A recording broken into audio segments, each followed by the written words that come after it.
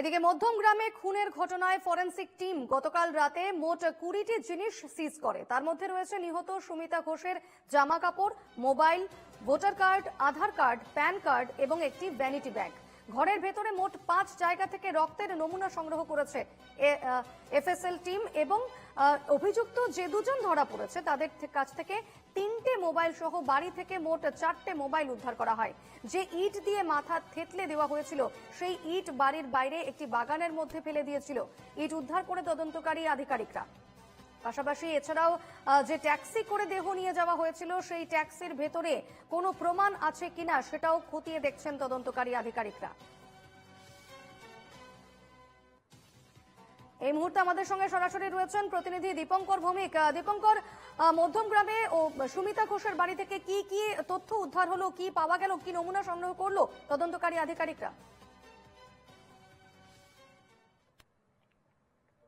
দেখো, এই মধ্যমগ্রামের যে বীরেশপল্লীর যে বাড়ি, এই বাড়িতেই কিন্তু মা ও মেয়ে দুজনে থাকতো এবং সেখানে দাঁড়িয়ে কিন্তু এই যে গতকাল ফাল্গুনীকে নিয়ে আসা হয় এই বাড়িতেই এবং রাতভর প্রায় 4 থেকে 4.5 ঘন্টার বেশি সময় ধরে ভেতরে তল্লাশি চালায়।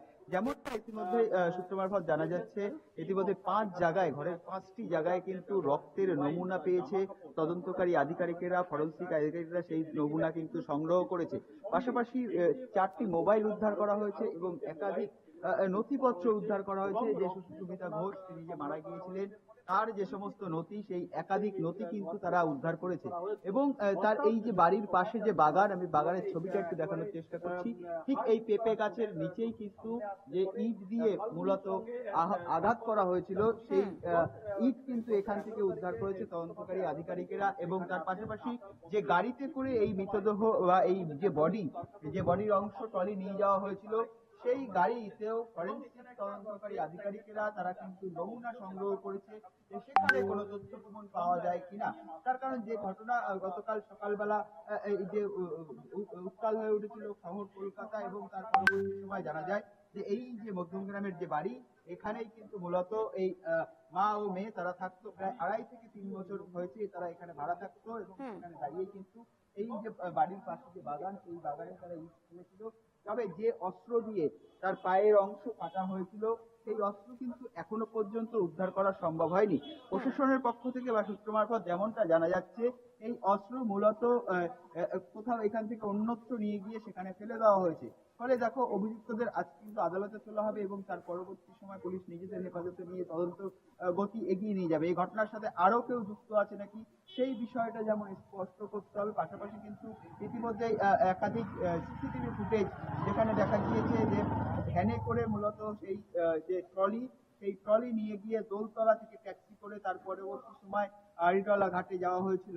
ফলে সেখানে দাঁড়িয়ে এই ঘটনার সাথে সেই ট্যাক্সি চালকের কি ভূমিকা ছিল বা সেই ভ্যান চালকের কি ভূমিকা ছিল সেগুলো যেমন খতিয়ে দেখা হচ্ছে। পাশাপাশি যেভাবে এই মৃতদেহ বেঁধে তারপর সুটকেসে ভরা হয়েছে, অর্থাৎ সেক্ষেত্রে দাঁড়িয়ে আর কেউ এই ঘটনার সাথে যুক্ত নাকি, গোটা বিষয়টা কিন্তু তদন্ত চালাচ্ছে তদন্তকারী আধিকারিকেরা। দীপঙ্কর, সেক্ষেত্রে প্রতিবেশীরা এই বিষয়ে কি বলছেন? এই নৃশংস খুনের পর তাদের কি প্রতিক্রিয়া?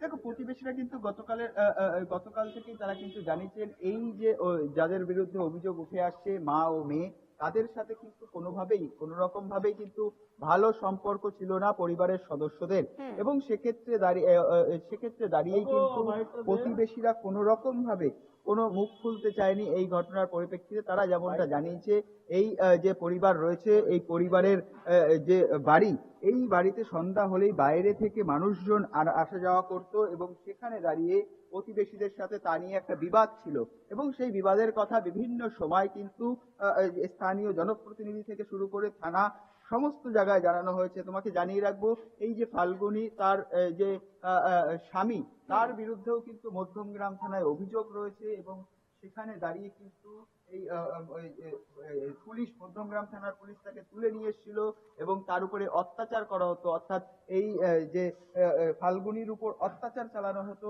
এমনটাও কিন্তু অভিযোগ করে কিন্তু তার স্বামীর বিরুদ্ধে অভিযোগ করা হয়েছে। ফলে তার শ্বশুর বাড়ির লোকেদের সাথেও কিন্তু সেভাবে কোনো যোগাযোগ বা যোগসাযোগ সেভাবে ঠিক ছিল না।